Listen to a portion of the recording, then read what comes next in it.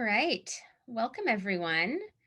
We're really excited about all the interest in this webinar and thrilled that so many of you are tuning in. Um, my name is Zoe Siegel, and I am the Director of Resilience here at Greenbelt Alliance. And in case this is your first time joining us, Greenbelt Alliance is a nonprofit based here in the Bay Area, and our mission is to educate, advocate, and collaborate to make the Bay Area's lands and communities more resilient to a changing climate. And being resilient in the face of climate change really starts with better identifying climate-related risks in our communities, built environment, and natural systems, and taking an educated, holistic, and equitable view on how to address them. Today, we will talk about how to identify these risks and what is needed to collaboratively and equitably work together to create shoreline resilience at the regional scale, using a project in the East Bay as an example. I'm very excited to be joined today by Julie Beagle, the Deputy Program Director of Resilient Landscapes Program at the San Francisco Estuary Institute, Chantel Alatorre, a Senior Planner at the East Bay Regional Parks District, Christina Bejarano, an Urban Designer at WRT, and John Gibbs, a Principal at WRT, who is also a Greenbelt Alliance Board Member.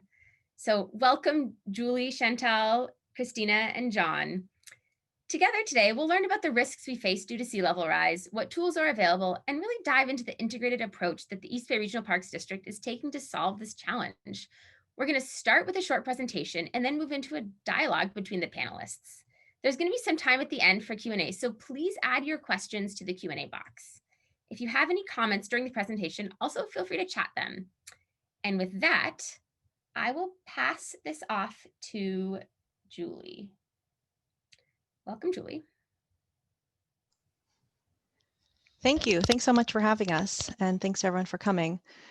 So I'm just going to start with a brief background in how did we get here and what is this challenge that we're facing in sea level rise and coastal flooding. And many of you, can I go for it? I can. So we know this, we see this in the news all the time, and we've actually had some clear guidance from our state recently. I have to go back. I'll just keep going. Sea level rise in the Bay Area has risen over 1/2 foot in the last 100 years. And we know now that at least 6 feet of sea level rise is projected, maybe by the end of the century, definitely by the end of the next century. And we have this very clear guidance now from the Ocean Protection Council that we need to ensure the resilience of our coast to up to at least 3.5 feet of sea level rise by 2050 as appropriate for a given location. Or a project. And that is very helpful to get us all on the same page. And yet that looks really different in each place along our shoreline. So this is a map showing about 3 feet of sea level rise on the left from BCDC's Shoreline Flood Explorer. But we already have hints of what this looks like on the right. These are king tide images from different parts of the bay that show us what several feet of sea level rise will start to look like and how that impacts the way we use the shoreline, what we rely on, the way we get around the bay. So many issues are going to affect all of us, even those of us that don't live or work right along the shoreline. So before we get to dealing with what do we do about this, I think it's really important to start with how did we get here? There are so many ways of telling the story, and many of you on this call and on this panel have a lot of experience in this, but I like to think about it in these 5 key issues. It matters how we got here. We have a lot of lands below sea level. We have a real history of inequality and inequity in the Bay Area. We're also going to have water at us from all sides, and there are many, many cooks in the kitchen. So I'm going to quickly go through these 5 issues. So we built on top of the baylands and in the floodplains, and now these areas are sinking and flooding. That's just sort of where it started. This is a map showing tidal wetlands around the Bay Area in the 1800s. We developed it, we drained it and diked it in all kinds of different ways. This is a look at the city of Corte Madera, building right on top of what used to be the big marsh in Corte Madera. Sometimes we put fill on top of the marshes, sometimes we dug holes and built levees around them. And so by the 200s, by sort of midway through last century, we didn't have very much marsh left. The red shows the remaining marsh as of 2010, and when you overlay those, you really see the difference.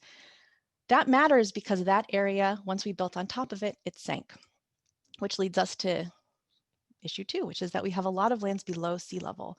These areas have subsided so badly, creating big holes. Sometimes we call them polders, subsided lands, diked baylands, and we're protecting those by fragile levees today. And here's a section sort of illustrating what that looks like. We have a lot of berms and railroad berms, different types of berms that were not designed for flood protection, protecting very vulnerable areas now.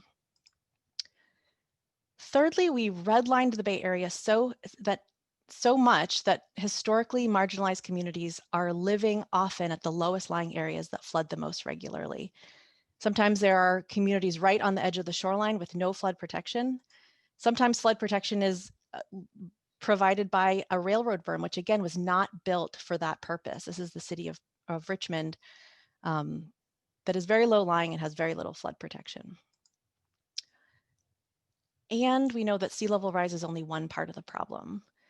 We have water coming at us from the bay. We also have a projection of increased atmospheric rivers and rising groundwater, and these are not, unfortunately, fully incorporated into the models that we use to project vulnerability at this point. So we know sea level is going to rise, we know that groundwater is going to rise, discharge from storm and stormwater runoff is changing as rainfall intensity changes. And while we have a fairly good idea about sea level rise, we don't have the full picture of vulnerability. And then I don't mean this in a bad way. There are many cooks in the kitchen. That is a wonderful thing. Lots of people are really interested in this topic. We know how serious this is going to be. And yet our different jurisdictions have generally gone after their piece of the shoreline because that's what we can control. And so if we all go at this on our own, one by one, we're not going to be effective. We need a regional approach. We need to think outside of our boxes. And that's really the challenge that we're facing. This is a map showing some of the jurisdictions, but our jurisdictional and land ownership lines crisscross the shoreline in such a complex matter that this is something that we really need to deal with. And this is part of what's so exciting about what East Bay Regional Parks is doing right now. So just to cap, we know these issues. Frontline communities will be hit first and worst. There's a limited amount of dollars for this right now in technical support because of competition with other issues, COVID, for example, the housing crisis. So the call here, and this is the point of this webinar, is we need leaders and unlikely partners to work together if we're going to have a resilient shoreline into the next century. So part of the work that we've done at SFEI with a number of partners, including many people on this call and on this panel, is trying to understand how do you transition from knowing what the vulnerabilities are, even though we don't know all of them, how do you transition into what do we do about it? What are our adaptation options? There's a lot of interest in using nature. We have this environmental ethos in the Bay Area. We've restored so many acres of wetlands. How do we use that to transition to this adaptation moment that we're in? So the goal of the work that we've done is to develop a process and a set of tools to help support that transition from knowing our vulnerability to using nature to adapt to sea level rise at a useful scale. Because we know that sea level rise is not going to stop at our city boundaries. It's not going to stop at our land ownership boundaries. So we've been working on this concept for a while, which is essentially a new planning unit. How do we work with nature? How do we work with the boundaries of nature that nature provides to adapt to sea level rise? So we propose this idea of operational landscape units, a landscape unit that is connected hydrologically, the bottom parts of watersheds that share geophysical or land use characteristics and may be particularly well suited to a suite of nature-based strategies. How do we get the right type of nature-based strategies along the shoreline where they're most likely to succeed, most likely to be resilient, self-sustaining, and adaptable? You all know this, I'm sure, but it just bears repeating. Why do we care about nature-based measures? We get so many benefits from them. We have an opportunity in the Bay Area to use nature to adapt. Otherwise, the sort of easiest and most well-known thing to do is to put up riprap and seawalls. And there are so many more benefits that we can get from nature-based solutions. Wetlands, for example, can sequester carbon, can attenuate wave energy, can buffer storm surge, can migrate if we give it space. And this is particularly important for East Bay parks, is more friendly to recreation. it is wonderful to enjoy the shoreline when there are nature-based solutions as part of our adaptive plan.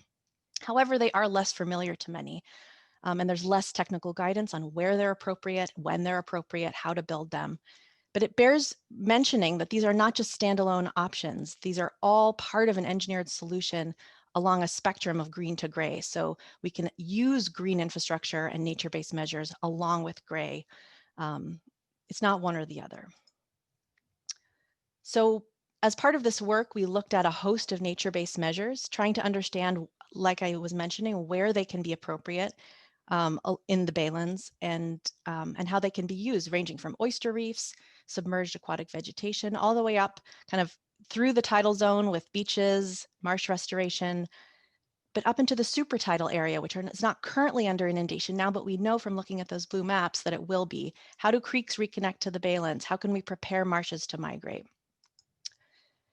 And we come up with a suitability matrix, essentially. These are the types across the top are the types of nature-based measures we looked at. Across the up and down are the different areas of the bay. And so we're essentially filtering down the range of opportunities. Where are the places in the baylands where the waves, the bathymetry, the topography, the ecological setting makes the most sense for a certain suite of nature-based measures.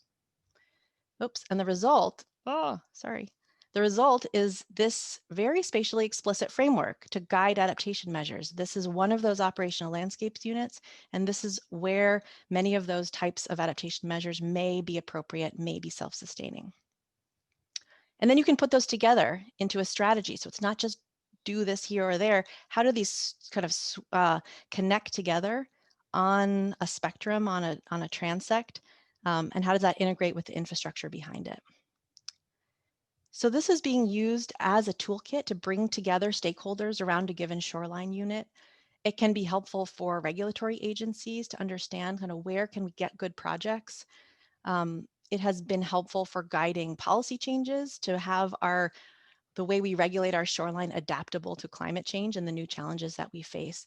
And I think most important for this conversation, it's a way for local and regional planners to have a toolkit to move forward into creating their own adaptation plans and policies.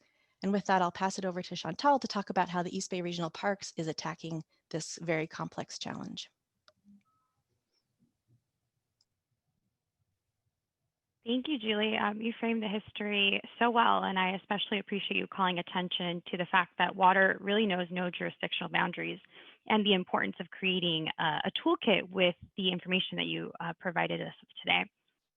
So now I'll take the time to provide you with an overview to a regional study that East Bay Regional Park District, in partnership with WRT, has been working on called the San Francisco Bay Trail Risk Assessment and Adaptation Prioritization Plan.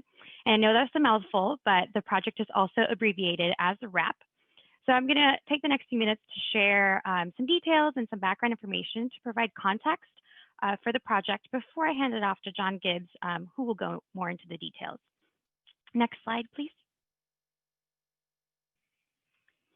So at the Park District, we have a dual mission to preserve a rich heritage of natural and cultural resources while simultaneously providing access to open space parks, trails with, of course, the greater purpose of providing safe and healthful recreation and environmental education.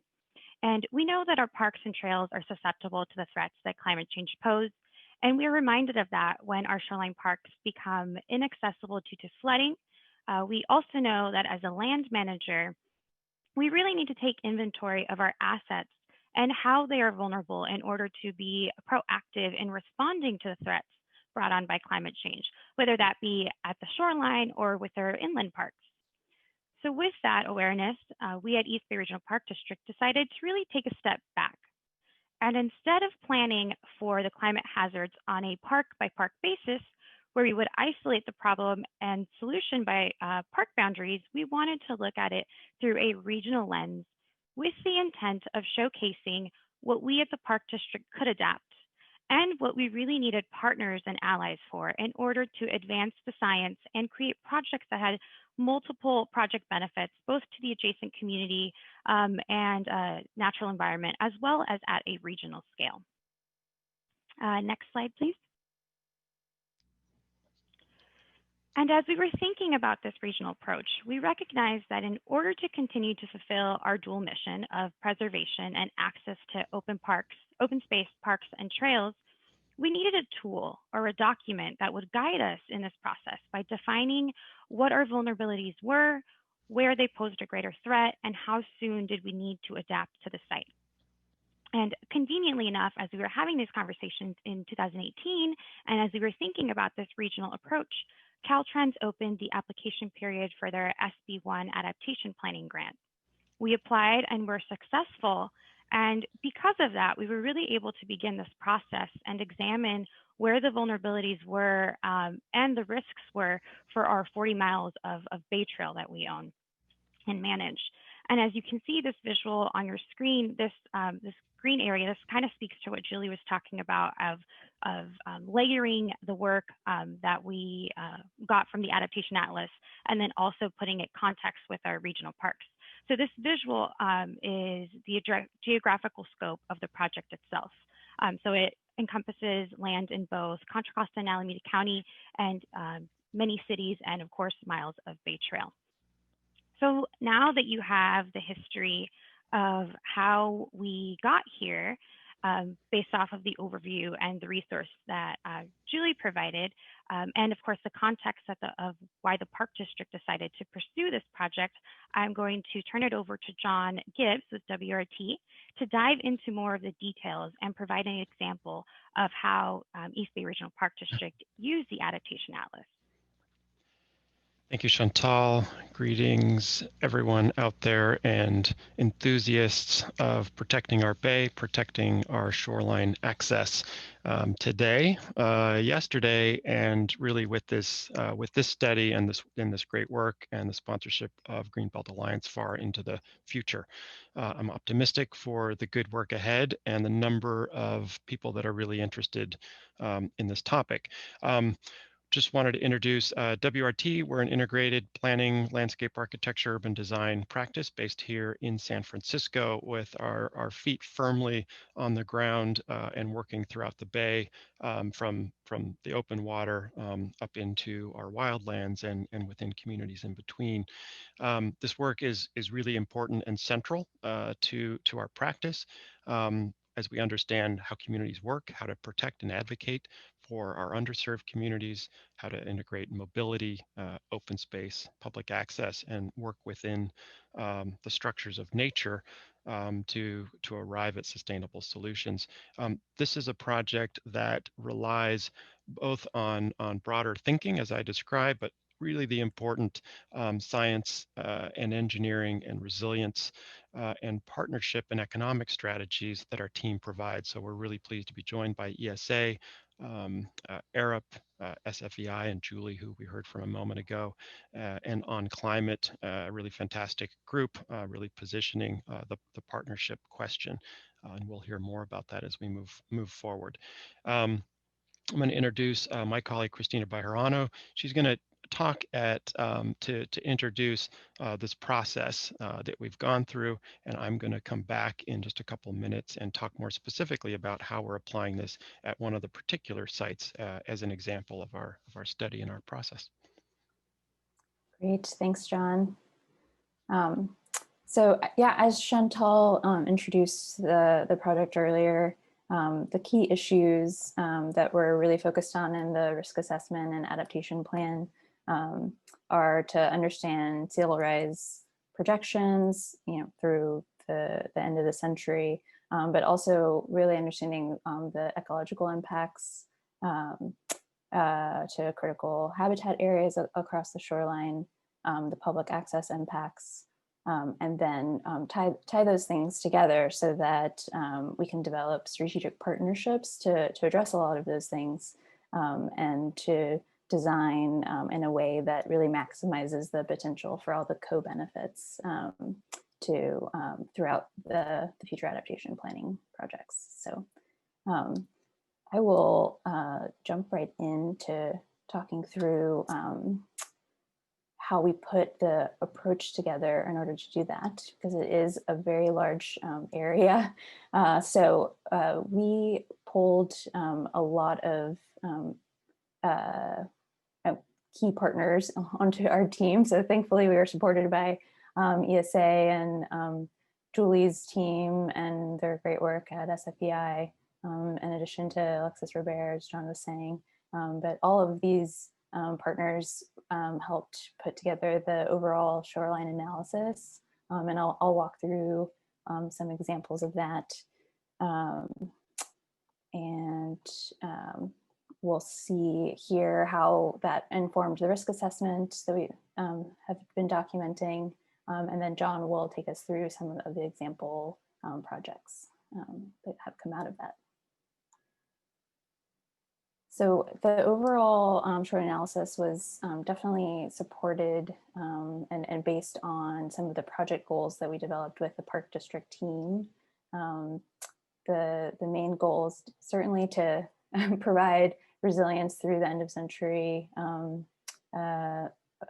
addressing all of the coastal hazards that we'll walk through, but of course making sure that we're maximizing restoration potential, understanding how it's integrated with critical infrastructure, how it can protect disadvantaged communities, and really make sure that we're maintaining that public access and connection to nature and improved user experience throughout the project. So I will flip through a couple of the overall analysis slides here. You can see the extent of the Park District operated trails in red here. And as I flip through the sort of high-level summary of coastal hazards, this includes both tidal inundation, storm flooding projections, an understanding of wave condition and groundwater emergence. So at the existing conditions today, at 3 feet, which is what we're using as a sort of mid-century indicator, although of course those projections range across time. So 3 feet, you can start to see which areas are of the trail in red are becoming vulnerable first.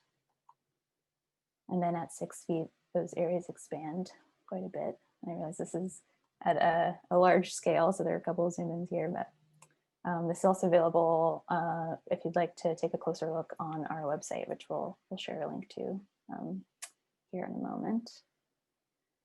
Of course, the restoration potential greatly informed by SFEI's work and research and support. Critical infrastructure, which I mentioned, and how those segments of trail are linked to adjacent disadvantaged communities. So all of that analysis was put together and a couple of sites started to rise to the top as sort of the most both at risk, but also providing the most opportunity for co-benefits and improvements. And that I'll mention that was again greatly supported by our partners at RAAPP in making sure that we thoroughly documented how the hazards and vulnerabilities and consequences all come together.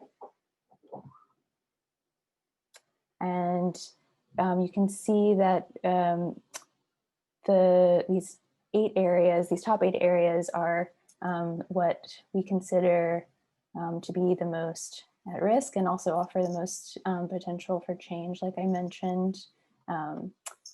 That this will be documented in the plan and available for the region and everyone to use as a reference. The next part, which I'll hand over to John so that he can talk through in more detail, is taking a look at the MLK shoreline, Alameda Point, and East Shore State Park projects, which we'll get into a bit more detail coming in, the next steps of the project. So I will turn it over to you, John. Thanks, Christina. So yeah, Chantal really described kind of the goals of the Park District, and Christina's walked through the process. And this is a project that's still ongoing, what we're going to be ending with is that toolkit, which both codifies a process for how do you evaluate, 40 miles, and to really identify a prioritization process. We think this has this can be leveraged to other agencies and other places around the Bay. It also is will leave us with a toolkit for how do we begin to adapt our shoreline, understanding multiple benefits. And so we've begun to apply these processes to one site in particular that I wanted to talk about at East Shore State Park, there at Berkeley and at the mouth of Schoolhouse Creek. So we're looking generally east with the Cesar Chavez Park on the bottom of your screen, the Berkeley Marina to the right. WRT led the East Shore State Park General Plan, which established this park for the Park District almost 2 decades ago. And today it is a functioning public entity. It has conserved acres of really key habitat here on our shoreline. And as we look to the future and we look at sea level rise, we look at the continued need to expand public access. Those are some of the measures that we're bringing to our work here at this location. So Schoolhouse Creek exits the bay and extends from Spring Street up in Berkeley and then actually daylights out into the area between what's called the North Basin Strip and the Berkeley Meadow, the large open area just north of University Avenue. As it extends out into the Berkeley Marina. So the goals of our site is, as you would imagine, appropriate for this project, to enhance the Bay Trail and in fact find a new shoreline alignment for that off of the frontage road. Really important protection of habitat areas and to understand how those habitat areas will need to adapt as trails and other hard infrastructure will also need to adapt to future sea level rise. We see ongoing need and ability to educate and to interpret both the existing conditions. There's some great signage and things that are out there, but also to understand adaptive strategies in the future. So our analysis really begins with understanding both existing conditions, but also to understand impending sea level rise. And so as we looked at a roughly mid-century or about 3 feet of projected sea level rise, that's not far off, only about 30 years, everybody. We see both additional areas of flooding, both within the existing habitat areas of the Meadow or of the Berkeley Marina, and certainly to a degree within our Schoolhouse Creek outfall area. But we're also starting to see areas within the low-lying areas of Berkeley up around 4th Street and on Virginia, not sea level rise inundation, but in fact stormwater flooding on the upstream side as the drain pipes start to become full of salt water, and a large rain event could start to project some freshwater flooding on the other side of the freeway. So we see lots of impacts in this area, but again, we're working with East Bay Regional Park District and we're looking specifically at East Shore State Park, and so our work tends to be focused more there. We're going to be asking ourselves, how do we begin to solve for multiple benefits? As we look to the end of century, we see additional areas of inundation. We see that our trails would be inundated. We see that our habitat types, our coastal scrub upland areas that may exist today are going to start to shift and are going to start to be inundated, and that might start to suggest different types of habitat. One of the things that we need to do to understand a resilient approach to the shoreline, and this is really based on the work of ESA and SFEI, is to look back in time and understand the natural geomorphological response to a shoreline. Historically, there was a fringe beach and there was a back marsh, something not unlike what we would see at Stinson Beach, where you have a large bay and then you have a marsh to the back. That was really the historic treatment. The area of our site is largely fill, construction rubble and dirt infill. So the red boxes show roughly where the Berkeley Meadow and the North Basin Strip is today. You can see it's westward of that fringe beach and that back marsh. But that same sort of a beach, something that's resilient to the wave action coming across the bay and within the basin area, and a marsh area behind, still has some relevance as a natural and a stable system, and an idea for us in the future. So as we've begun, and this is very much on the boards, as a team, we've sat together online, in fact, drawing and sketching and studying and starting to imagine what a future resilient system might look like, understanding a fringe beach system, like the historically relevant example that I showed, daylighting of Schoolhouse Creek, introducing bridges, introducing trails into the shoreline areas, and identifying where additional wet meadows could start to be established, higher perched freshwater areas that provide a pretty unique habitat, not unlike what exists today within the Berkeley Meadow. As we look to the future, though, and we see additional areas of inundation, perhaps those freshwater zones would actually start to turn into tidal marshes. So we would have greater inundation. This would be thinking more end of century. It could be up to 6 feet. And we may start to expand those areas of tidal influence would occur out into these existing upland areas. So the really interesting ideas of how you begin to transition habitat types moving through this area. How do you begin to protect the public access? And in fact, how might that public access along that fringe beach very much replicate those historic patterns as a resilient shoreline treatment and protecting the marsh areas beyond? Earlier, we had shown some of the coastal inundation potential within the Berkeley areas on the other side of the freeway, and that's going to be a pretty interesting question. Are there things that we can do here that ultimately start to protect inland areas?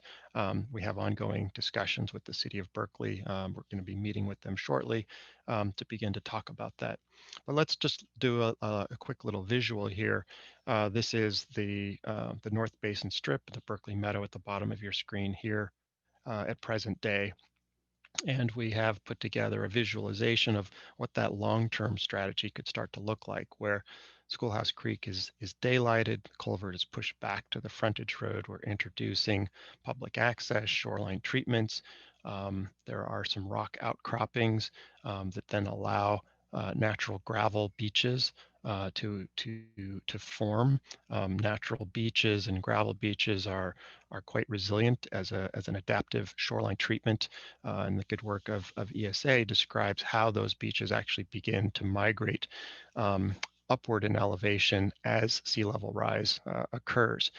This does require placement, placement of new material, removal of the existing concrete rubble. And there's definitely work to be done to be able to permit and to be able to design those sorts of treatments. But we could see what a future marsh might look like, and quite a transformation that in this part of our bay. So just kind of back to that point about who's leading this project and all the different components that go into it. So East Bay Regional Park District is really responsible for their lands. They've taken some great initiative here looking at the Bay Trail, preserving public access for habitat. But in each of these project areas, there's a host of additional partners. There's a host of additional impacts to infrastructure. Sometimes it's to a freeway, sometimes it's to a neighborhood, sometimes it's to a city. It may be a particularly underserved neighborhood as well. And so every time that we're engaging around these types of projects, as a community, we need to be thinking about all the different partners that need to be at the table. And so just wanted to leave with emphasis on this point, that kudos to the East Bay Regional Park District and kudos to all their future partners to be able to tackle the complexity of sea level rise and to bring about the appropriate multiple benefit solutions that are going to be required for sustainable and adaptive and resilient Bay Area.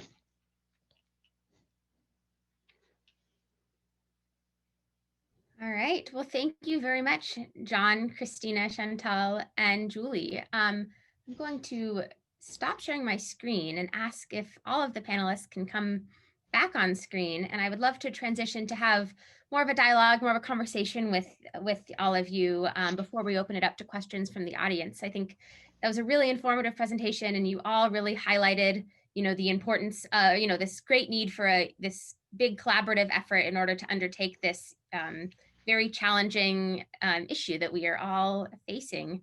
And I would love to start off the conversation by talking a little bit more about the frameworks that are needed and like the missing tools. And as a region, I think we've made a lot of progress related to leadership, decision making, and funding, but we still have a long way to go. And I think the Adaptation Atlas is a really incredible resource, but it's only one piece of the puzzle. And I was wondering if there are other tools or resources that are missing that will be needed to help in this effort. And I'm also curious for Julie, what's the next plans for the Adaptation Atlas? Where do you want to take it from here? Thanks, Zoe. That's a great question.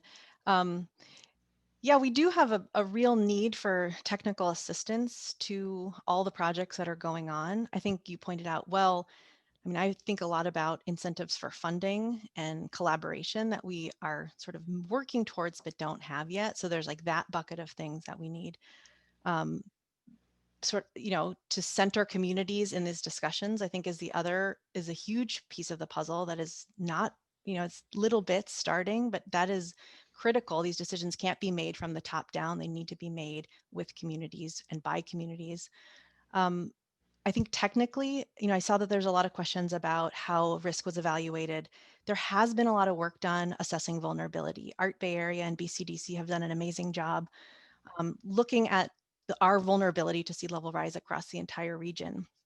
As I talked about in my part of the presentation, groundwater is missing from that equation, and so is fluvial tidal interactions, sort of the increased flooding that we'll see from the watersheds. And as you saw in John's presentation, a lot of the flooding is going to come from the watersheds. And so understanding how those risks interact, I think, is a huge missing piece. The USGS is working really hard on that, as are other groups, but that needs to be brought forward.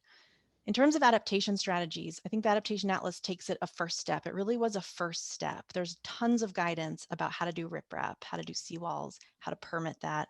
There really wasn't guidance around how to place nature-based strategies for ecological benefit and also flood protection. Right now, what we're working on, though, is how do you integrate that with other benefits? How do you understand what the costs of those are? What are the trade-offs? And how does that add up to something across the entire area? So how do ecologically, what are the benefits of doing small pocket marshes in some places? Does that provide stepping stones from the South Bay to the North Bay? Our endangered species have really driven restoration in this area for a long time and need to continue to do that. We are so lucky that we have such a diversity of wildlife and ecological functioning, and we are mandated by our federal laws to maintain that. And I think those are really compatible. They can be compatible with recreation and all the other benefits that we think our shorelines can provide. We want a lot from our shorelines. I think that bears repeating. We need to be, our wastewater treatment plants are along the edges of our shoreline. Those are at risk. Our highways are there, but also our wonderful parks. And so there's this balancing of risk and benefit that I think those tools are missing. So how do we evaluate the trade-offs between the choices that we need to make along our shoreline for all the things we want from these areas? So there is a lot of work going on around how do we equitably evaluate those trade-offs and make sure the communities have what they need, but also we can flush our toilets and we can get to work, and it's a big challenge. So I hope that answered your question. Yeah, I think it does. It really is an incredible challenge, and there's so many different pieces that we have to balance, and we really do need more than one. Like, we need a lot from our shorelines. And Chantal, I'm curious, what are the next steps for this project? Like, how do you envision the East Bay Regional Parks using the results of this project moving forward? And is it part of like a larger conversation?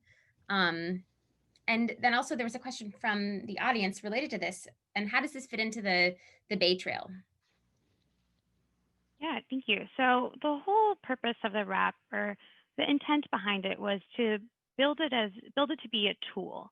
So we really want to have implementable projects and maybe some like nature-based solutions and things that we could extract from the work that we're doing with the RAAPP to other projects, to have a toolkit that we can use to advance the work needed along the East Bay shoreline.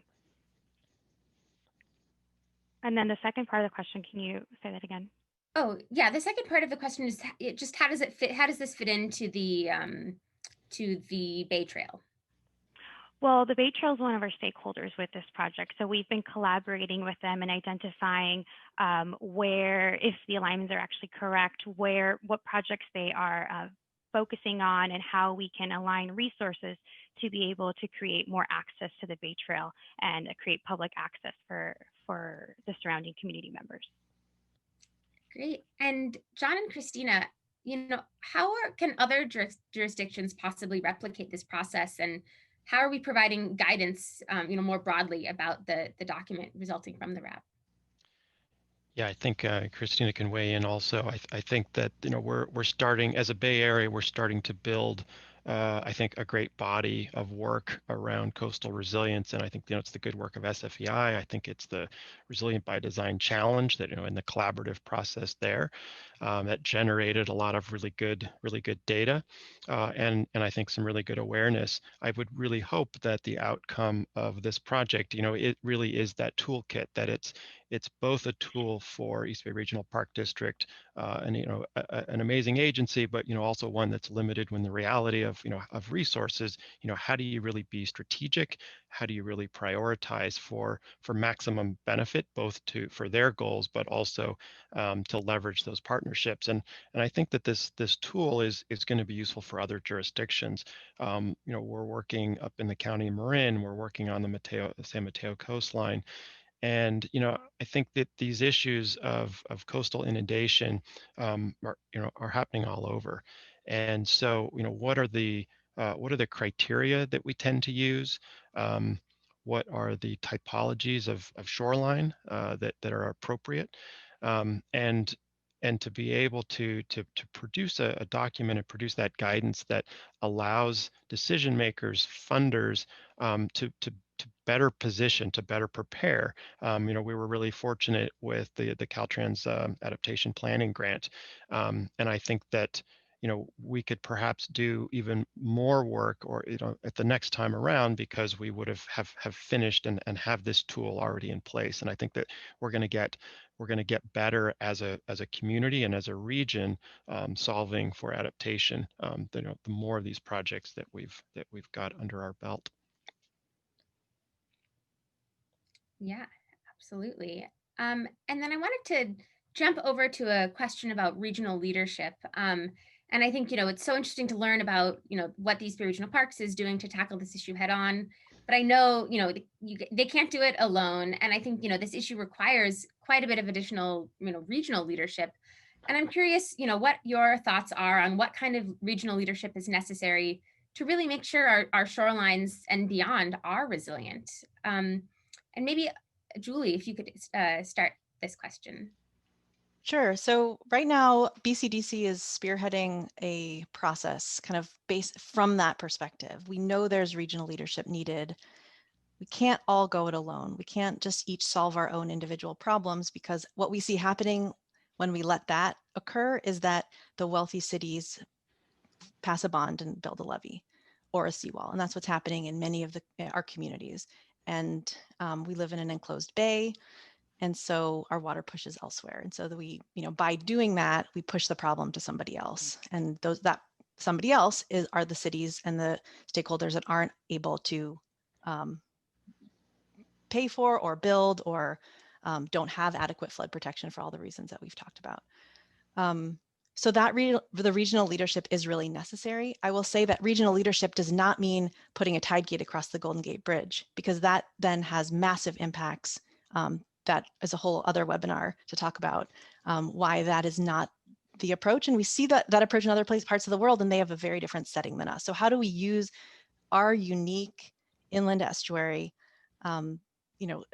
inverted estuary? We have hills, we have sediment, we have a much different setting than other parts of the world who are relying on tide gates and barriers. So the regional approach that we need is about funding, it's about collaboration, it's about permitting, and it's about access to technical services and the ability for groups to come together like East Bay Regional Parks to address these solutions at a bigger scale than our individual parcels.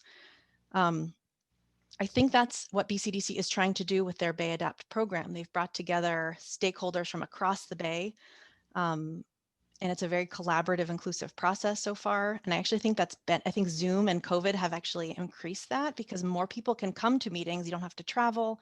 And I think you see that in the interest and the, sort of people showing up at lots of Zoom calls.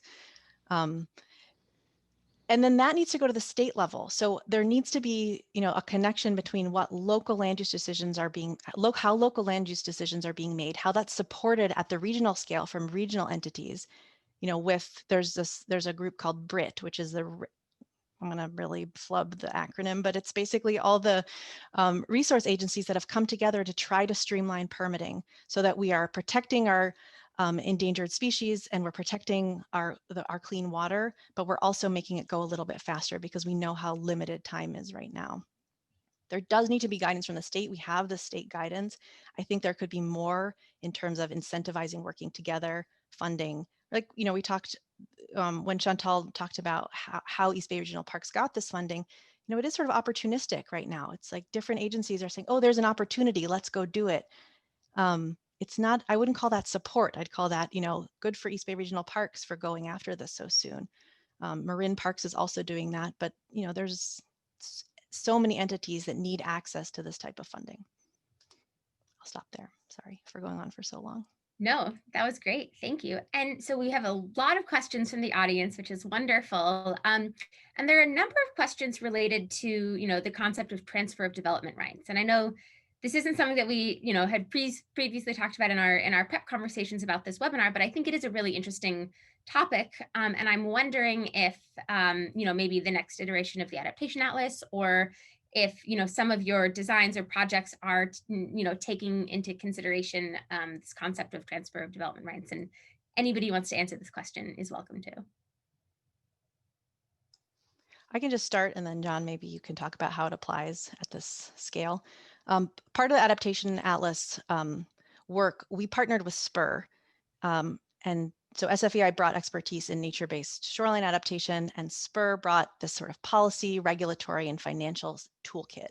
And so while we looked at a number of nature-based strategies, we also looked at what are the possibilities for using different zoning tools? How do you do setbacks and buffers, conservation easements, different types of tax incentives, and transfer of development rights is one of those options. And I think that has been explored in a number of cases. I think that is sort of part of this pathway approach that many groups that are working on shoreline resilience right now are thinking about.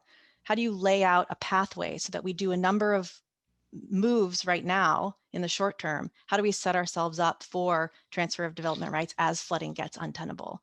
And so what are the policy tools that we need to put into action now? So I think it's part of the suite of tools that are out there. And so I'll then let John, we haven't really talked about it, I don't think, in this particular project, but I think it does come up a lot as we start to look out into the coming decades and later in the century. Yeah, I just would add this, these efforts are really focused within the public lands and the shoreline. We're seeing transfer of development rights, looking at a habitat level as habitats transfer to additional upland areas associated with inundation. This is not a project that's looking at private lands. I would say, though, as a Bay Area culture, and I think to a degree nationally, where it's a lot easier to think about these public lands and to think about trails and marshes. The hard work is going to be this project, but looking at 4th Street, looking at the other side of the freeway, looking at these other low-lying neighborhood areas. And we're going to need a lot of tools at our disposal because I think in particular related to marginalized communities that aren't going to be as sophisticated, and those are the folks. We're looking out for the habitat and what some of our scientists call the critters, and we're going to be needing to do the same type of approach, looking at our most disadvantaged neighborhoods and looking out for each other as humans. Yeah, absolutely. And, related to that, we have a number of questions kind of about how we balance, restoring the shoreline and providing, and adapting to sea level rise while also, protecting the endangered species along the shoreline.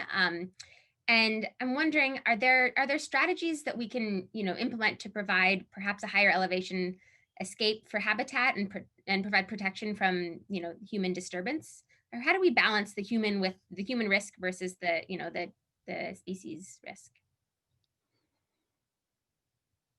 I don't know, Julie, you want to jump in that one Sure. first? So right, you said elevation. Elevation is the critical piece here. Our marshes have kept up with sea level rise historically because there's been this equilibrium between sort of tidal inundation and sediment supply, wave energy and sediment supply. As our seas rise, that gets outpaced. And so the risk is needing to make sure our marshes can keep pace, make sure they have somewhere to go, or we call that marsh migration space or transition zone. How can marshes move upslope as the seas rise so that they can keep pace? So there's a number of strategies, structural strategies that can help with that are being piloted all across the bay. Horizontal levees or ecotone slopes are one example of that, where there's a traditional flood risk levee with a long sloping gradient in front of it that allows for a gradient of habitats. Ideally, that can change as sea levels rise. There are lots of other strategies that are being piloted, like marsh mounds, sort of creating higher elevation within a marsh. That's that's not bringing people to the marsh. That's just focused on how can high tide refuge exist today as our marshes drown. Our species need areas that they can go above the tides. And that's really challenging because that's often when they can be picked off by predators. It's very complicated, sort of how to provide that long-term refuge while also protecting the species and also providing the access.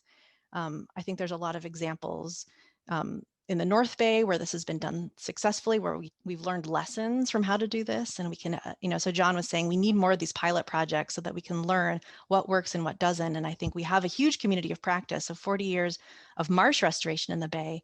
And the trick is now expanding that to some of these other strategies like horizontal levees, beaches, transition zone, to learn kind of how to provide that ability for our habitats to evolve as our hydrologic condition changes. I think one of our biggest challenges is space. When we talk about horizontal levees, ecotone slopes, we talk about allowing a marsh to migrate upwards. That also is a horizontal movement, and we have certainly the project that we just talked about, and along much of the East Bay shoreline, there's not a lot of room to move.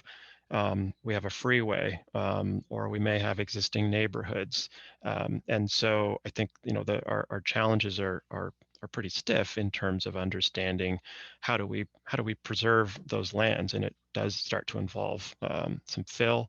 I think it does start to involve looking more broadly at other land uses. And somebody mentioned transfer of development rights. Does that start to be a tool to allow marshes to migrate to previously settled lands? But that's all for another day. Yeah, absolutely. I mean, this is a very large problem that's going to require, a whole suite of innovative solutions, both design and policy-wise. And so I think, projects like this that really combine so many different stakeholders and so many different organizations to work together for such a large effort, I think are really incredible. And I'm also, so appreciative of all of these questions that have come into the Q&A box. I'm so sorry we can't get to all of them today. We only have a few minutes left, and I would really like to end on, an inspiring note. And I would like to ask each of the panelists, what you see as an inspiration related to shoreline resilience in the Bay Area, or what you're hopeful for related to this in the future. So let's start off with John. I think I would just recognize that we're all starting out here with I think with the easiest pieces, and I think they're critical pieces. It's all quite critical, but having conversations around habitat, around public access, and I think Christina may speak to another project that we're working on in the Bay, and that's a hard enough process to go through, because we have to understand sometimes we have to prioritize habitats. We have to understand what are the habitats that are worth saving or most valuable to save. How do habitats shift in location around the Bay? And that's a hard enough work. But at some point, we're also going to be having these similar discussions around people's homes, around businesses, around critical infrastructure that may be located within a city, but is serving a region that may be serving a state. And it's going to take, I think, the really hard work of continuing to solve for multiple benefits, to solve for traditionally disadvantaged communities. And I think we have to really get out in front of these processes in order to maintain, I think, the principles that we all look back in time and realize were lost as we didn't prioritize habitat, as we didn't prioritize, all of our communities, and to firmly root our future work in that context. So that's Yeah, absolutely. what I'm looking ahead to. Christina? Yeah, I'll jump in. I think I'm most inspired by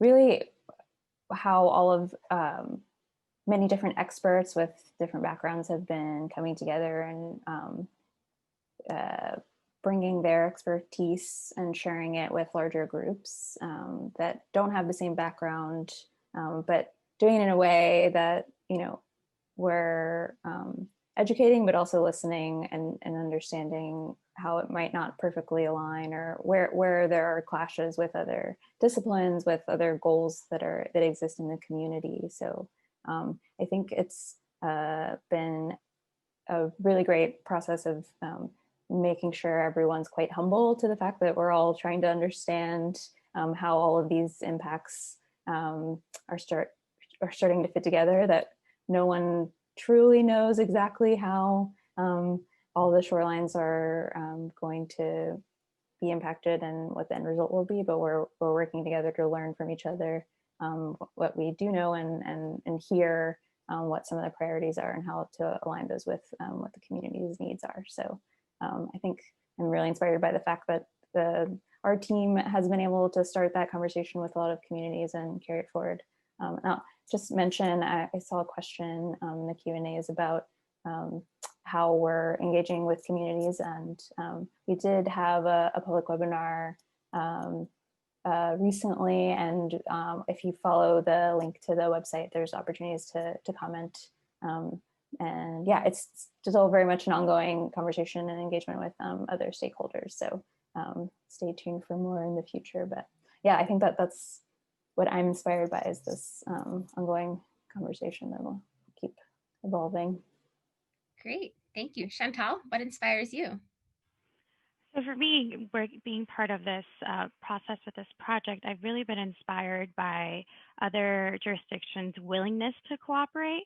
So I know that at times, it's been difficult to either get some, we all have varying priorities. And I think it's been very inspiring that we've actually taken the time to acknowledge that this is a regional issue, that we need regional collaboration, and that, like water doesn't know boundaries. So we all need to work together to move forward and advance this type of work. So I've been really inspired how we've been able to continue to move forward despite everything happening in our day-to-day lives, and how that's really changed this year. Yeah, and Julie? Yeah, I'll just echo what my fellow panelists and team members have said. I think bringing together of people from different perspectives, different walks of life, different agendas, and kind of coalescing on this massive life-changing challenge that we all face together.